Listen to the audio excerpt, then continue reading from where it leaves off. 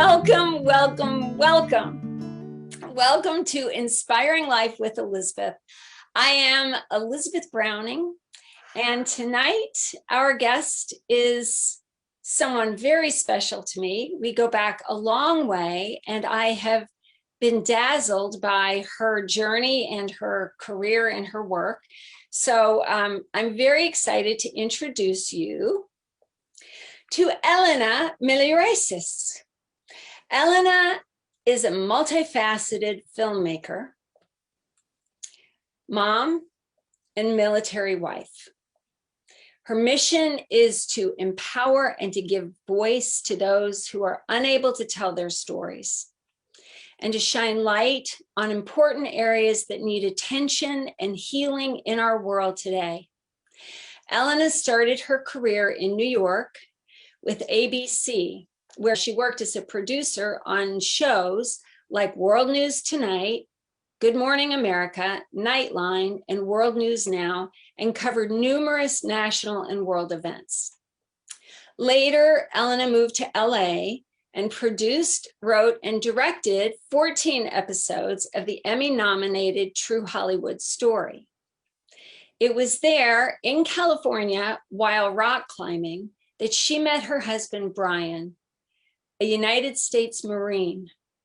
After suffering firsthand the traumatic experience of Brian's deployment to Iraq, Elena was spurred to action, and she began her 6-year journey in making the military family documentary, While Time Stands Still. This film is a gripping, emotional story that focuses on our military families and on 2 military wives in particular, both suffering the trauma and challenges of their husbands being deployed in Iraq during the war. It has been featured on PBS, NPR, and ABC7, and has aired on more than 200 stations nationwide. Elena brings courage and vision and love to all that she does. And she shares with others how to find the strength to move forward, even in the darkest of times. Let's give a warm welcome to Elena Miliaresis. Warm welcome. And I love you, Elizabeth. Oh my gosh, it's so good to see you. I love you, Elena. Oh my gosh. Okay, so we could literally, well, we have before, spend days talking about everything. But I want to start in the beginning, and I want to start with you in New York and this amazing journey that you took and how you actually became a producer and then went from there to all kinds of other things. So tell us a little bit about your early beginnings. Well, I've had this feeling, I think I've always sort of had this feeling that I wanted to do something in the world that was, I don't know, significant. And yet I also have been an actor, and I had this feel I have this voice that needs to just come out. So when I graduated from college, though, I was feeling that I wasn't quite prepared to go and do acting professionally. I just somehow was feeling like I didn't have the skin to deal with, you know, the rejection, the sort of, you're like a baseball player. The odds are such, you go up and you swing and you hope to get a home run, you know? So I thought, what about news? And I did an internship at World News Tonight at the time. It was with Peter Jennings on that show, and had a really amazing experience during that internship, and really felt like I really wanted to go back there, but it wasn't as easy as all of that. So I ended up temping for a while, and one of the places I temped at was actually the operator area of ABC. So if you called up just the general ABC number, you would talk to someone like me. And so one lucky day, the person that was doing talent recruitment called and asked me what the number was for Columbia School of Journalism, because the people inside could call and we'd give them phone numbers. And before everybody was Googling everything all the time, and why would they call me? And I thought it was really kind of odd that she was giving me this information about they were going to have a job fair at Columbia, and that's why she needed that number. And so I really wanted to work at ABC News. And one of the people that was in the research department, which is where I had interned, actually was going to Columbia, but he didn't need a job because he already had one at ABC. So I went and I talked to him, and he was like, oh, just take my ID and go over there. So I went and I crashed the Columbia School of Journalism. Oh my gosh. Oh my goodness. Yeah, I thought it was this big thing, and all these people knew each other, and I'm sitting in their lounge and I'm just writing in my journal, hoping no one pays attention to me. And at the end, I wasn't gonna interfere with anything that they were doing. I just didn't think that was fair. But at the end, I went out and everybody was closing down their booths and everything. And I saw the woman that was the director of recruitment for ABC. And I truly believe that because I was there, that was one of the reasons why a few weeks later, I got a call to be the overnight part-time desk assistant at ABC News. So I started working a fabulous shift of midnight to 8 o'clock in the morning on Friday and Saturday nights. So what do you do from midnight to 8 in the morning on Friday and Saturday nights? Well, at the time, my first assignment was to work at the satellite feed area. It was called News One. And we'd be bringing in all the different footage from different parts of the world and putting them out for all the different stations so that the local affiliate in New York or LA or wherever it was would have the footage from whatever was coming, and then sharing. It was internationally and nationally, so we would put together the feed of all the footage, and then we would sort of send it out on the satellite feed. And I love this story. I love that you were a telephone operator.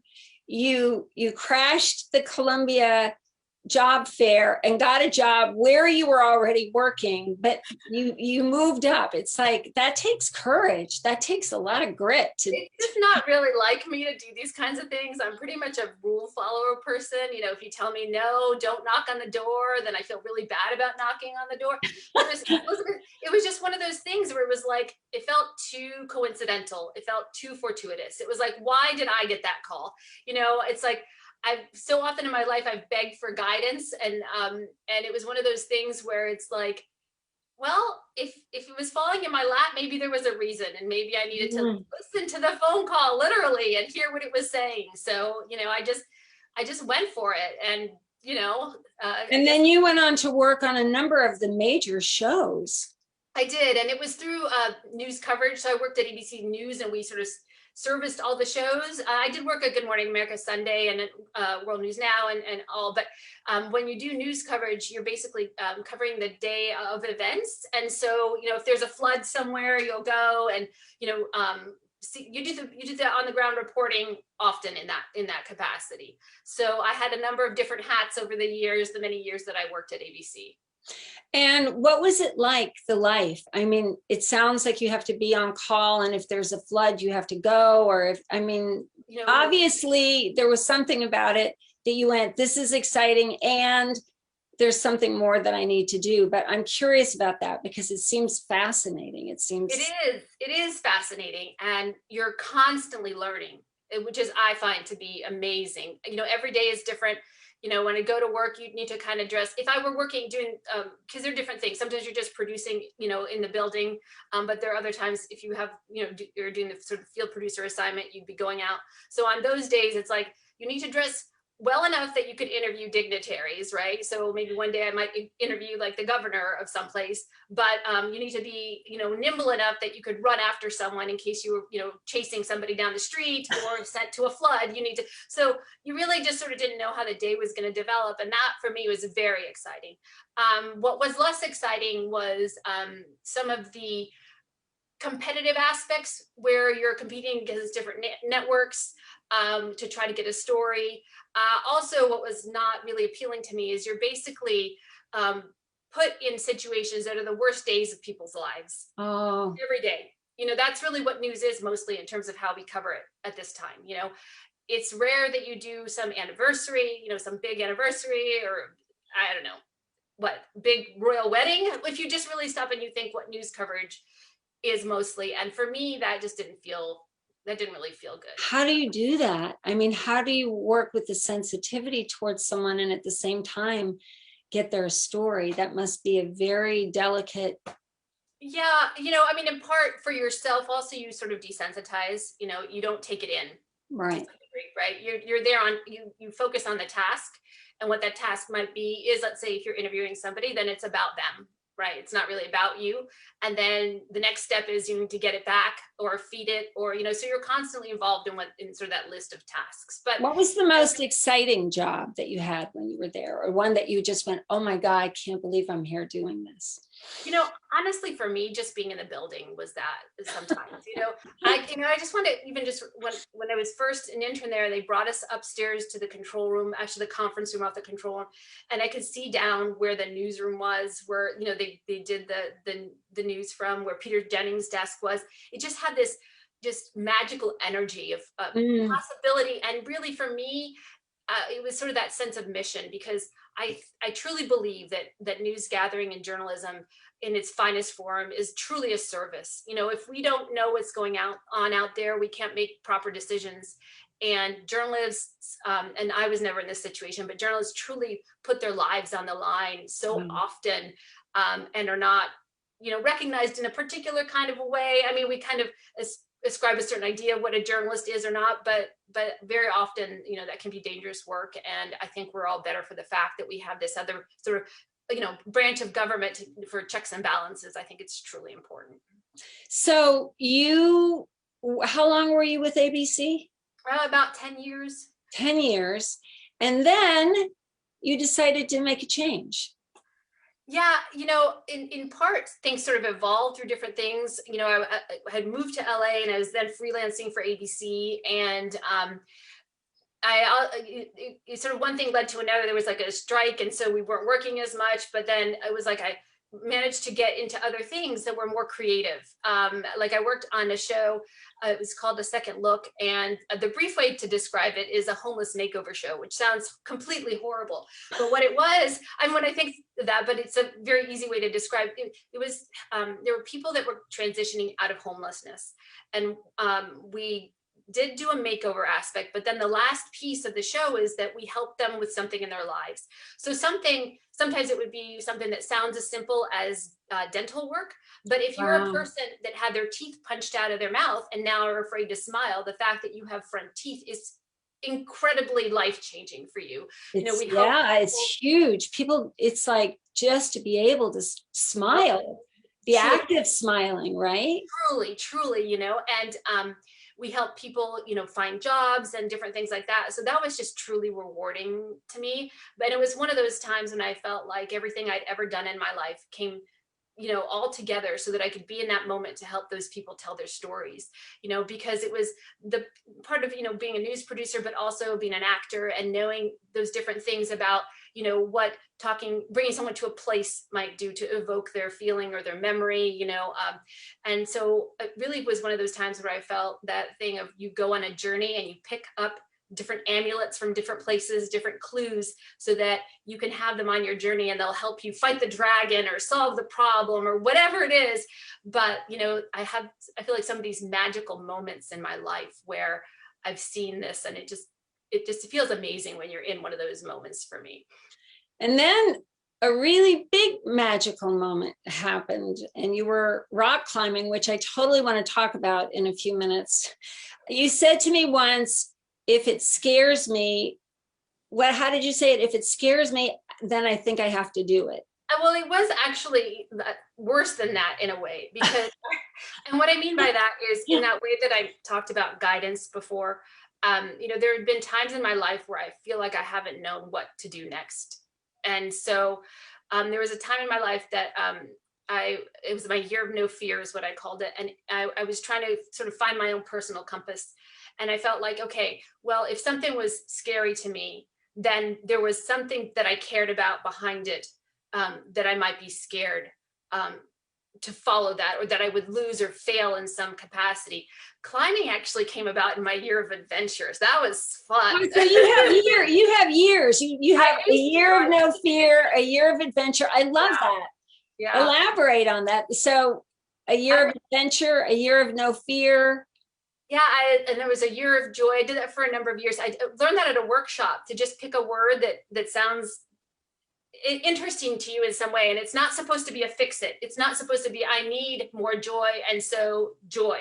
And then you just try to look at the world through that lens and sort of see how you can bring more of that into your life. And so I feel like each of those years has been colored by whatever that theme is. I'm like, I really need to reintroduce that.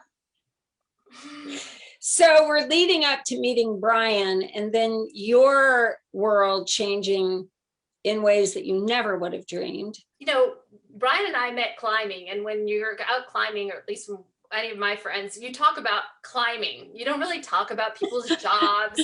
You know, it's like, I remember talking to my sister about climbing, and my sister was not a climber, and she was just so patient and loving with me to listen to how I like reached for this hold, and then this happened, and then I stretched, and I couldn't believe I got it. Like, you end up talking in these very specific ways about a climb. Yeah, and so I met Brian, and he was a person in one of the groups of people. They invited me to come climb with them, which was so amazing and so amazingly wonderful as a new person in Los Angeles, to find a community that was welcoming, and to be able to do things like go to Joshua Tree. And, you know, I'm sitting there by a campfire, someone's strumming the guitar, and I'm like, oh my gosh, this is my life. It felt like out of like some funny movie, because I'm like, I had like a group of friends. And one of the things about working at ABC in New York specifically was that I'd worked many odd shifts a lot of times. And so being in sync with the rest of the world was not always happening. And so in terms of being able to go out, you know, and on the weekend or have dinner or whatever it was, you know, it was just, but to be out here now, like I said, Joshua Tree National Park, and, you know, it was just amazing. It's like out of central casting in a very different way. So you were climbing, you met this man, you fell in love. Yes. And you were starting to ask me about the fact that he was a Marine, and then all of a sudden, you know, he was deploying to Iraq, which at the time should not have been a big shock to me. It was, you know, we were at war, but his unit was an anti-aircraft unit, and there was nothing to shoot down in Iraq.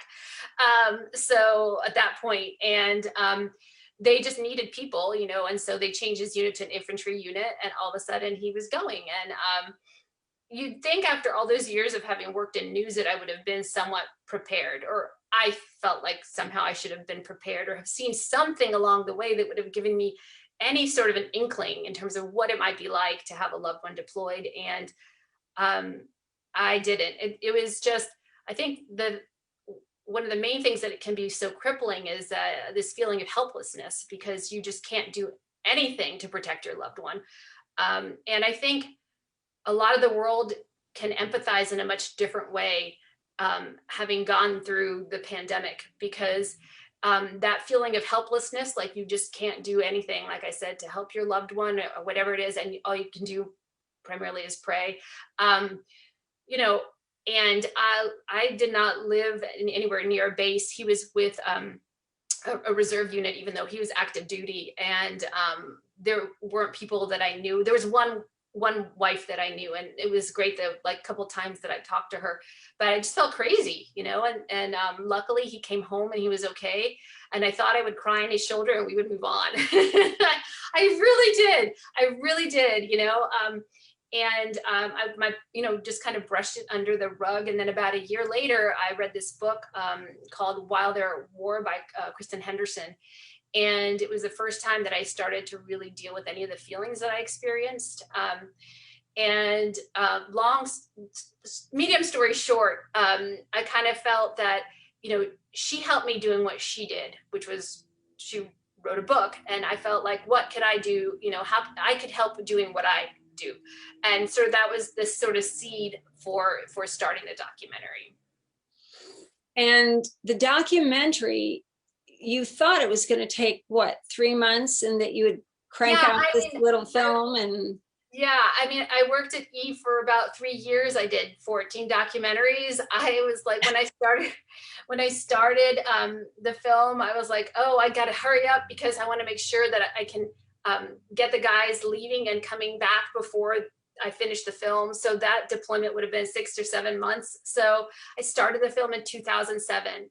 And in the bigger scope of things, it aired on PBS in 2020 and in 2021. So we can all do that math. I mean, there are different points of finishing. You know, I finished the feature version with the idea that that would be shown on bases, and they could, you know, break it up into different portions. So use it for briefings and things as a tool, truly.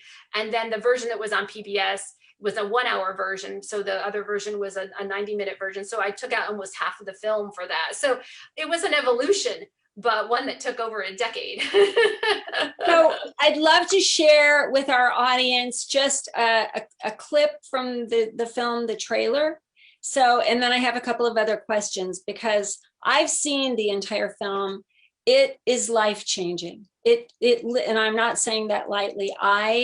It changed my perspective, it changed my understanding, and it really changed my level of compassion. So I just want to share. Over 2 million troops have been deployed to Iraq and Afghanistan.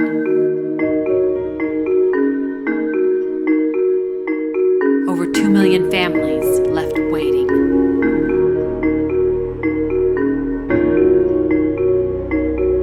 This is the story of 2 of those families.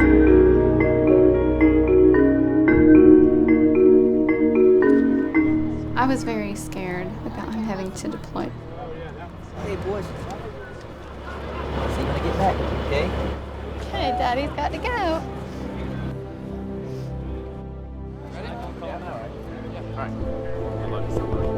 Say, Sean, don't let anybody else with you, you know? I told him, just know that I'm here for you, just trying to be strong for you. Tell me where you're sitting. I love you. Hold my hand. I love Shake you. my hand. Love you guys. Well, Daddy, bye. So I'll see you. Love you too.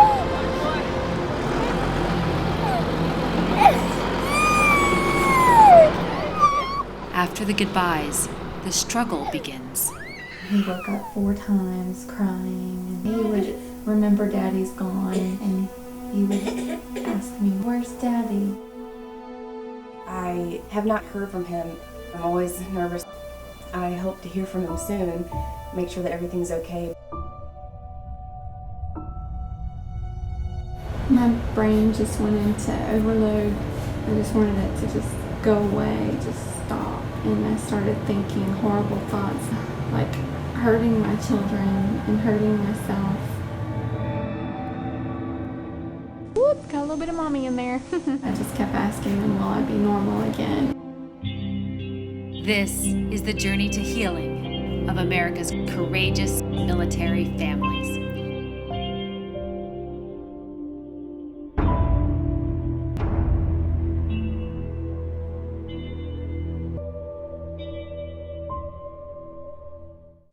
That's just a tiny snippet of what happens, but you follow these 2 women's lives.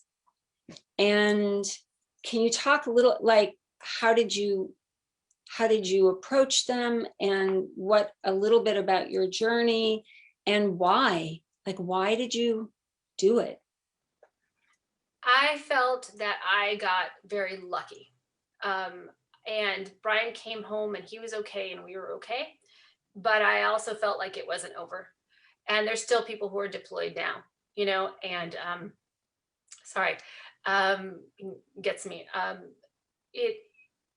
There is just never enough support. And I felt that I wanted to do something for those who were still in the struggle and who weren't as lucky as I had been. And, I felt that as a storyteller, I could help people both who were going through deployment and people who didn't know anything about deployment on the outside in terms of the civilian world have a better idea of what that's like. Because I think one of the amazing things about a medium such as film or TV, whatever you want to call it, is that you can communicate and break down walls that would be there if someone were having a conversation sometimes, or if they were in a lecture hall. I just feel that storytelling has this amazing way of opening hearts. And for me, if I could create a tool or a bridge, to help people better understand the experience, that could maybe help individual people, and also really understand another level of the cost of war, and what that can truly do to not only the service members, but their families, to their children, to our communities, and what a ripple effect that can have.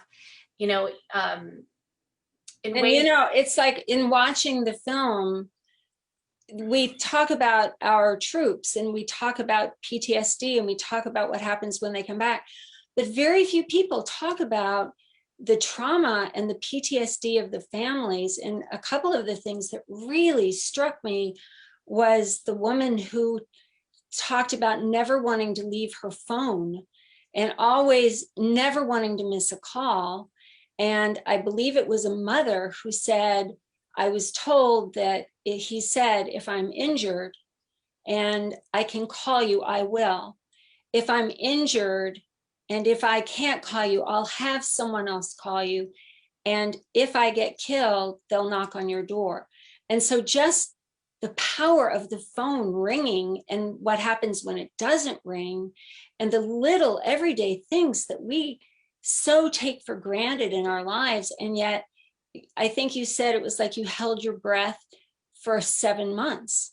And, yeah. and there isn't a time where you can exhale. And nobody talks about those kinds of things in terms of the children and the families and, you know, what it's like, especially the powerlessness, especially. Yeah. And it's that thing where I think there's some things maybe you can't help. You know, it's just the circumstance of living through a situation like that. But there are other things that we can. For example, you know, it has been researched that if you're pregnant and your partner deploys at any point of your pregnancy, you have more than twice the chance of having postpartum depression, right? Okay, so knowing that, you know, anyone who is in that situation should have additional information, knowledge, even the doctors, you know, to understand that there's a good chance that that person, you know, that woman might have postpartum depression. So let's make sure we equip them with the knowledge to know that, you know, you might think that you are just depressed because your husband is gone, but it could be something a lot worse, because 15% of people who have postpartum depression attempt suicide or have suicidal thoughts. So that's a big deal to me. That's life and death we're talking about, you know, and that is something that we can do something about with regards to education. You know, we can let people know that these are possibilities and we can have a conversation around that. And so one of the amazing things about my film is that is one of the things that sort of came out in one of the wives' stories. And I feel so honored that she trusted me to be there in her most difficult, most vulnerable moments. But I think we both just felt that we could do good by sharing this very, very important story that goes beyond, you know, this idea of what it's like to be a military person, which to me is a fake construct anyway, because we're all human beings, right? But to helping people that are, you know, dealing with postpartum depression, because it's just not one of those things that people talk about. It's a very difficult time for people, and, you know, it's not something that's often shared.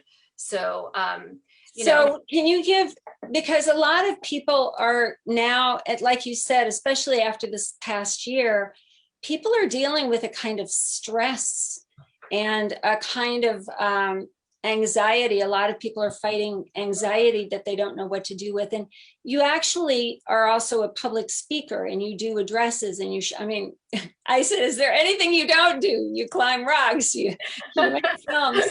But are there tips or things that you can offer people in terms of how to make it through the darkest time of your life, and then how to put the pieces back together, how to carry on, things, helpful tips for us? One of the things that I found worked really well for people was having a belief, whether that was a belief in God, whether that was a belief in I'm at the right place at the right time.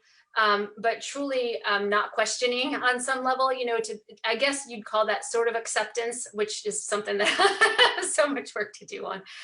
But that's not really something tangible. But, you know, I think it's connecting with things that refuel you or help you to find neutral. And sometimes that can be as simple as going out and touching a tree, journaling, exercise, really one of the most important things is being connected. So, you know, I am somewhat opposed to the phrase social distancing, because I think what we're really talking about is physical distancing. I think socially we need to be connected as much as possible, regardless of the time. And fundamentally, the one thing that I think saved most people is if you have one person, and I mean this no matter what your struggle is, if there's one person that you can call that understands what you're going through, that is your lifeline.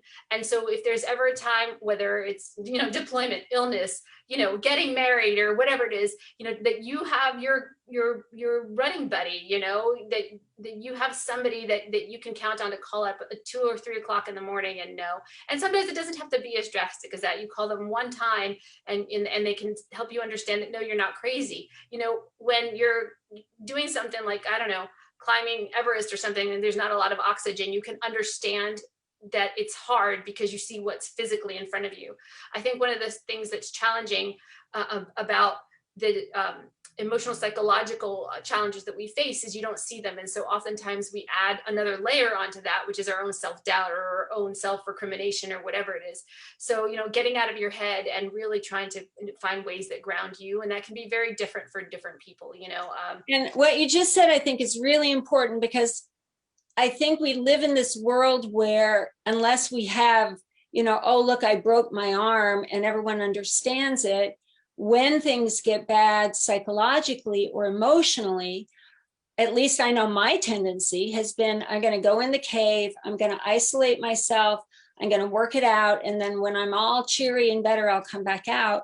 And that's like the worst thing that you can do. But we have to lift the shame off of our negative feelings and honor them and come together and hold one another in all of our experience. And if someone, I believe this, if someone says, but there's nobody I can turn to, I would say that might be a belief that you would want to challenge, because there's hotlines and there's counselors and there are people who have got support groups and friends that probably are there who want to help you, but they don't know what to do. So they're waiting for you to reach out. I would even say in that circumstance, you know, take out your notebook and write, you know, because sometimes it is too much to call somebody, you know, so take out your notebook, go burn it with a candle afterwards. You know, it doesn't have to be, but just, you know, scream into your pillow, do a monologue at an imaginary person, like we used to do in acting class, Elizabeth, you know, just, you know, you can dance, you can turn on music. That I once had someone tell me that if they're angry, they turn on wild, crazy music and they pretend that they're a force of nature and they dance like a tornado or they dance like a hurricane. And I tried it once and it was actually really freeing. I went, yeah, I'm King Kong. I'm going to destroy everything. Not touching anything, not actually damaging anything, but to take the energy and move with it and express it, I think is so important. So I love that you're on this mission, and I know that we're running out of time, and I knew there wouldn't be enough time because there's so many things I want to ask you, but could you talk a little bit about, you shared a little bit about lessons in rock climbing that I found fascinating and things that you've actually learned, because at every step, the world could have said, oh, you're set. You know, you've got this great up and coming career at ABC, or, oh, look, you're doing interviews with Sylvester Stallone and Paula Abdul. And, you know, and yet you've continued to listen to this inner voice. And this movie, you didn't have a budget. You didn't have a team of people. I mean, you did that against all odds. So I'd love to hear, just in closing, some of the things that you've learned and that gorgeous rock analogy that I'm now gonna. So you know, one of the things I decided a number of years ago is that I wanted to be happy. And I just sometimes get really annoyed by that because that kind of means you can't be complacent to some degree, right? And sometimes it's you can sort of sit in the discomfort, but eventually you kind of get pushed along, you know, if that's really what you want, is to be happy. So for example, at ABC News, I just there was something just missing for me. There was just, I looked around what's called the Rim, and I saw all the people that are the top executives on the show, and the anchor and writers, and I didn't want any of their lives. For me, I just felt like I didn't. News is a life. It's not a job. And if they called me at my sister's wedding to go cover XYZ, then that's what you just do. And for me, for example, family is very important, something I value very, very dearly. And so along the way, there are always these different things that it just kind of felt a little off, I feel like, oh my God, I'm like the Hamilton song, I'm never satisfied, But with the film, for example, it just felt like in my gut, that I needed to do this. And I also felt like, what am I waiting for to start living my life? I had doing all these shows about other people's lives at E, that had success. And it was so incredibly fascinating. I got to, do amazing things and learn and meet amazing people. But, what about what I was going to do in terms of my contribution? It just felt different for me. And so that thing of sort of listening again to that yearning or gnawing or annoying voice or whatever it is, and just sort of trying to take one step at a time. And I think that in those times where it feels impossible or insurmountable, the thing that I think about is what I learned in rock climbing. And I learned many things, but sometimes I'd be on a rock face. And by the way, I'm not like a professional climber, I'm like a normal person who for a while was obsessed with climbing. But you'd be, on a foothold, and you'd be reaching out to see around, trying to find something to hold on to be able to move forward and take that next step. And it would feel like just the wall would feel completely blank. And I get this fluttering, panicky feeling in my heart, like, oh my God, what am I doing? How could it be so stupid? All kinds of wonderful self-talk. And, there'd be a tiny little nub of a foothold that would just maybe be like this much. And I mean this literally, this much higher than the foothold that I was on already. And I'd be like, okay. And so I'd step on it. And then all of a sudden, almost like if by magic, there'd be just this amazing wealth of opportunity, of choice of what I could hold on to move forward again. And so for me, it's that thing sometimes in remembering that, like, even the baby steps count. As long as you're moving, in a direction, and sometimes you don't know what's going to come from the direction that you're moving in. It might not be that ultimate thing that you think, but it's taking you in the direction that you want to be, because you're in motion. Sitting around thinking about being in motion, I think I told you in terms of what I've learned, like thinking about and worrying about doing things is actually not action. You actually have to get in there, and you have to allow yourself to make mistakes, which it's so hard for me, that idea of falling and failing. And it's such a hard thing for me. But what I've realized is, they're not really mistakes. They're just, something else that you can put in your tool belt of saying, I tried that, maybe it didn't work, but now I know I don't have to think about that anymore. So maybe I have a little bit more space left in my head to think about something else, to learn something else, and, I love that idea that the tiniest step forward can be exactly what you need to break everything else wide open, because our minds will say, I'm not making any progress. I only did this. I only did that. But if we honestly celebrated every tiny step and look for the next small step, I think we might dazzle ourselves and at least feel like we're moving, that we're going forward. So I love that analogy so much. That's truly been the case. For me, I often have felt like, oh my God, what am I doing? And living in that space of, I don't know. And sometimes just looking for, as I mentioned, that, whether it was fear that was going to guide me. These days, I try to listen to the joy. So if there's like a little tinge of happiness, I'm like, oh, okay, why don't I do that? And it doesn't have to be big. Like every time I was walking by my camera, I just get this little ding of like, just this happy little thing. And I was like, okay. So I'm trying to listen to that communication for guidance now. Like now I'm like, okay, pay attention to just that small ding of joy and try to follow that, the little breadcrumbs, to move forward to the next thing. I love that. So in the event that you would like to email Elena, email her at elena@militaryfamilydocumentary.com. And you can also go to militaryfamilydocumentary.com But if you send her an email and you tell her that you saw her on the show, she will send you a copy of the film because she would love to share this with you. And I will tell you, I was nervous before I watched it because I went, oh, I hope I'm not going to be too upset. And it was just the opposite. It was so compelling and powerful and really moving, but it also awakened me to something that we're not aware of and that we can all make a difference. So in departing, is there any final words of wisdom that you want to share with our audience? And people are in the chat room saying, thank you, thank you. Let's see what the chat people are saying. Thank you, Elena. That was so inspiring. It was, God bless, so inspiring on so many levels. Yes, yes, yes. Any words of wisdom you want to leave us with before we say goodnight? I guess what I want to say, and in that idea that we talked about, sort of the measuring stick, that, Of course, the name of the show. I could have had a V8. I said, be sure you mention the measuring stick. Thank you.